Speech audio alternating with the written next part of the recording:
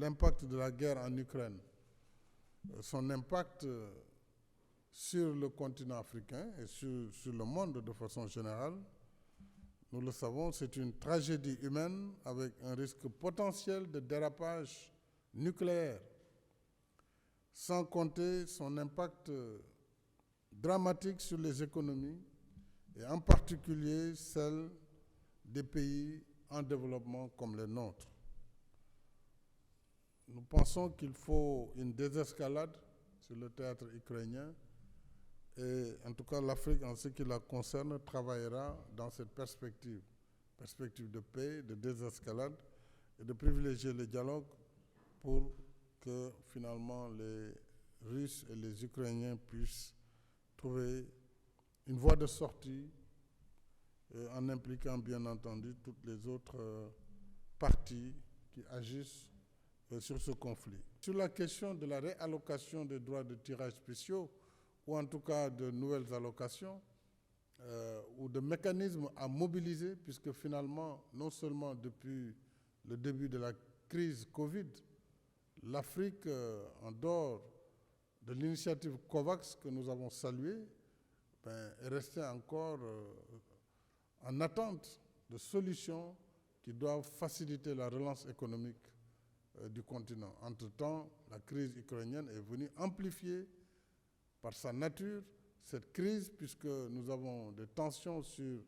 l'approvisionnement des produits pétroliers et il y a une volatilité sur les prix qui impacte tous les pays. Il y a une poussée inflationniste qui ne laisse aucun pays en reste et il y a surtout des menaces de famine du fait que les fertilisants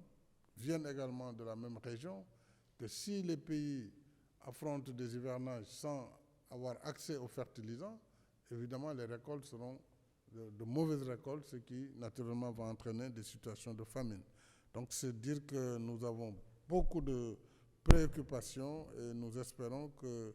par le dialogue, la discussion et la solidarité internationale, nous devons pouvoir en tout cas améliorer la situation des pays les moins avancés. Enfin, un sujet qui me tient à cœur, c'est la transition énergétique. Depuis le sommet de Paris, sur le climat, nous devons continuer là aussi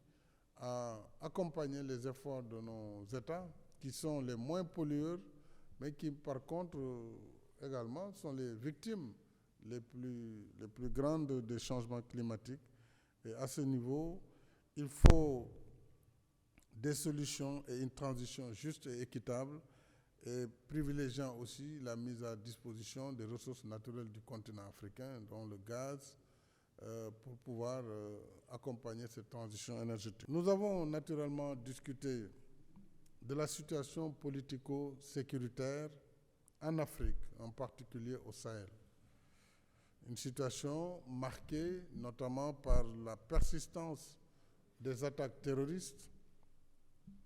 et la recrudescence des coups d'État dans la sous-région,